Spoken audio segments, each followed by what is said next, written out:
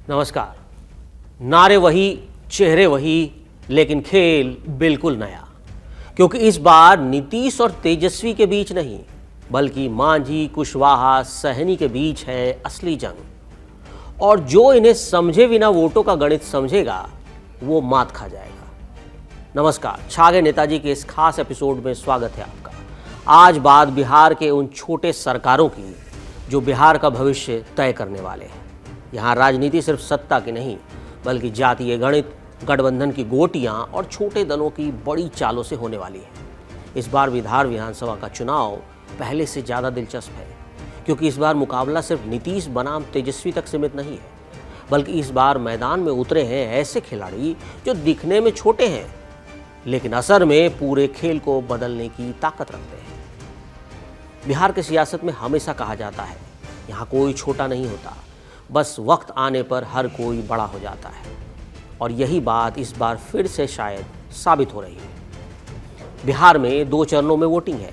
NDA और महागठबंधन दोनों ही पूरी ताकत से मैदान में हैं। लेकिन दिलचस्प बात यह है कि इस बार नतीजे इन गठबंधनों के छोटे साथियों पर टिके हैं।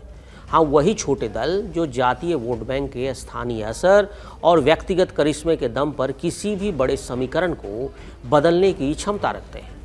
ऐसा इसलिए कहा जा रहा है क्योंकि इस बार जीत का रास्ता पटना से नहीं, बल्कि गया, सासाराम, मधुबनी और सिवान जैसी छोटी गलियों से होकर जाएगा। यहीं ये छोटे दल अपनी पकड़ बनाए हुए हैं। एनडीए में इस बार भले बीजेपी और जेडीयू 2 बड़े चेहरे हों, लेकिन देखिए जीतन राम मांझी की हिंदुस्तानी अवाम मोर्चा, उपेंद्र कुशवाहा की राष्ट्रीय लोक मोर्चा और मुकेश सहनी की विकासशील इंसान पार्टी, ये तीनों पार्टियां मिलकर वोट बैंक को मजबूती दे रहे हैं। दूसरी ओर महागठबंधन यानी इंडिया गठबंधन में भले ही राष्ट्रीय जनता दल और कांग्रेस की गूंज ज़्यादा सुनाई देती हो, लेकिन इस गठबंधन में सीपीआई, एमएल जैसी वामपंथी पार्टियां अब खुद को एक निर्णायक ताकत के रूप में पेश कर रही हैं।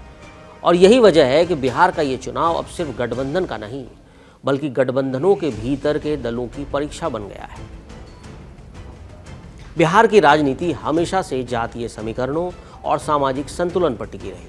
हर चुनाव में ये देखा गया कि कौन सी जाति किस ओर झुक रही है और कौन से नेता किस वर्ग को साध रहा है, कौन किस गठबंधन का गेम चेंजर बन सकता है। और इस बार भी यही कहानी दोहराई जा रही है। एनडीए में सीटों का बंटवारा है।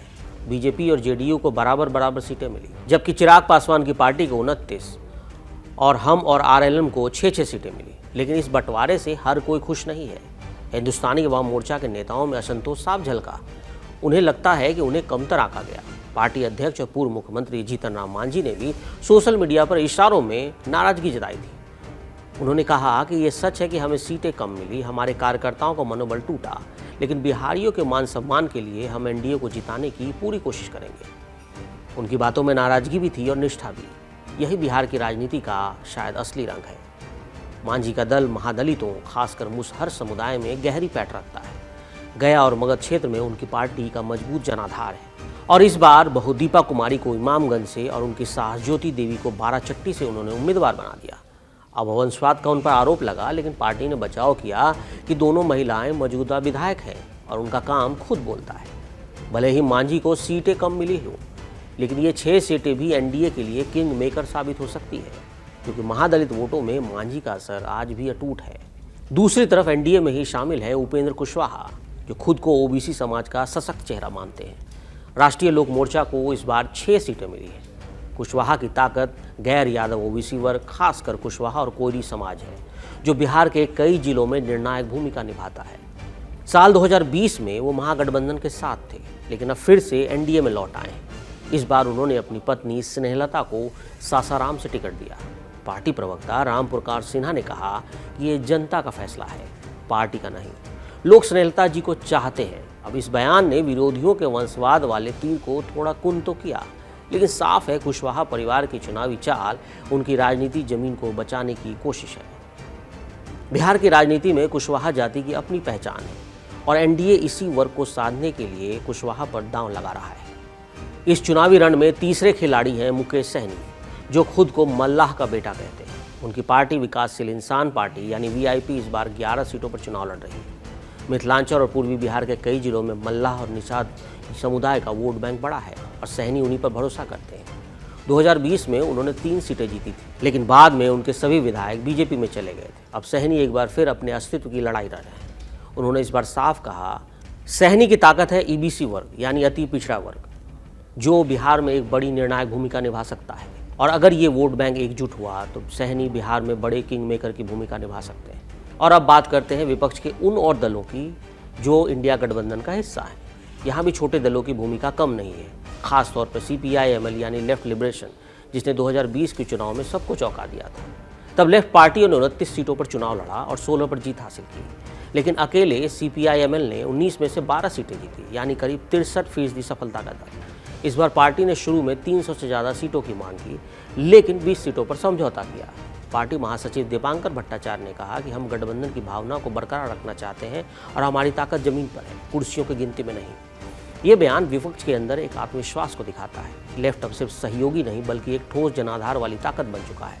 खासतौर पर भोजपुर, अरवल, जहानाबाद और सीवान जैसे जिलों में वामपंथी कैडर आज भी जमीनी स्तर पर सक्रिय है।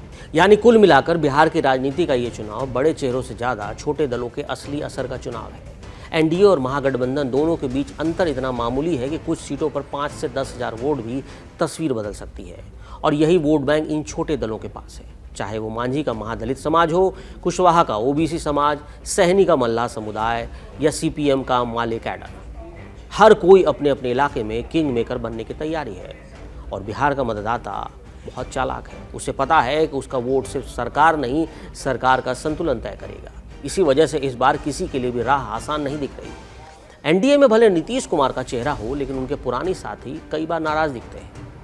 वहीं महागठबंधन में तेजस्वी यादव पूरी ताकत से मैदान में है, लेकिन कांग्रेस के साथ जो उनका सुरपुटव्वल चल रहा है उसकी वजह से उन्हें बड़ा नुकसान हो सकता है और वाम दलों का असर इसी गैप को फिल करने में कामयाब होगा। चुनाव आयोग के आंकड़ों के मुताबिक बिहार में मतदाताओं में करीब 49% महिलाएं हैं और बिहार में महिला मतदान हमेशा से गेम चेंजर माना गया। ये विकास, सुरक्षा और रोजगार जैसे मुद्दों पर वोट करती है। ऐसे में सिर्फ जातीय कार्ड या गठबंधन की राजनीति नहीं चलेगी। जनता इस बार अपना नेता खुद चुनेगी, चाहे वो किसी भी पार्टी से क्यों ना हो। और कहा भी तो जाता है कि यहाँ कुछ भी स्थायी नहीं है, न दोस्ती न दुश्मनी, बस समीकरण बदलते हैं और सत्ता के चेहरे। और इस बार भी वैसा ही होने वाला है। जीतन राम मांझी, उपेंद्र कुशवाहा, मुकेश सहनी जैसे नेता शायद मुख्यमंत्री ना बने, लेकिन मुख्यमंत्री कौन बनेगा ये फैसला वो ही तय कर सकते हैं और उसकी चाबी शायद उन्हीं के पास होगी।